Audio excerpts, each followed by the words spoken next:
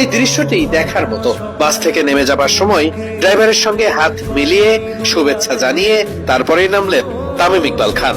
নাচতে নাচতে ট্রফি নিয়ে যখন নামছিলেন সবাই, ড্রাইভারও নাচছিলেন তাদের সাথে। মালিকের দুই মেয়েও এসেছেন তামিমদের সঙ্গে একই বাসে। রাত বাজে 1:30, অথচ তামিমদের সংবর্ধনা দিতে কত মানুষ। এবার পুরো গল্পটা একসাথে শোনা যাক। তামিম ইকবালদের টিম বাস, ফরচুন বরিশালের টিম বাস যখন টিম হোটেলে প্রবেশ করে তখন রাত প্রায় 1:30টার মতো বাজে। খুব স্বাভাবিকভাবেই টিম বাসের সাথে সেলিব্রেট করতে করতেই সবাই আসছিলেন।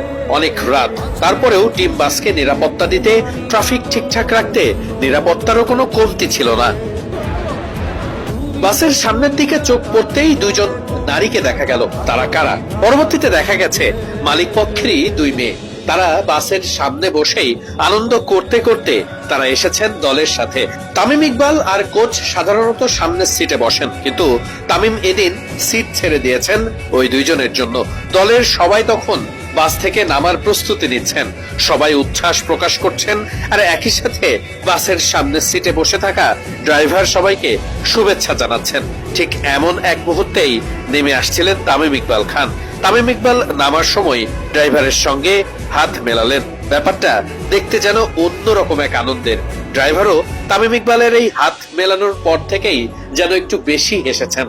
একটা দলের চ্যাম্পিয়ন হওয়া তো আর চারটিখানি কথা নয়, তারপরেও পরপর 2বার চ্যাম্পিয়ন, তাই তো আনন্দটা যেন একটুখানি বেশি।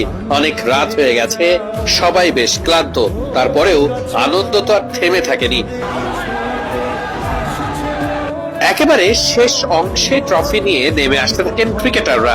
সেই সময় তাদের সেই নাচার অংশটুকু যেন অন্য এক আবহ তৈরি করেছিল।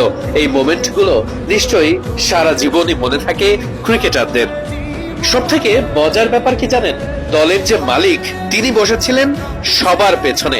ড্রাইভারের কাঁধে হাত দেওয়াটা দেখতেও যেন একটু ভালো লাগে। ফরচুন বরিশাল পুরো দলটাই যে একটা পরিবার, সেটাই যেন আরো একবার স্পষ্ট হয়েছে। বাস থেকে একেবারে সবার শেষে নেমে আসেন কাইল মায়ার্স। স্বভাবতই একটুখানি শান্ত শিষ্ট তিনি। গান পছন্দ করেন।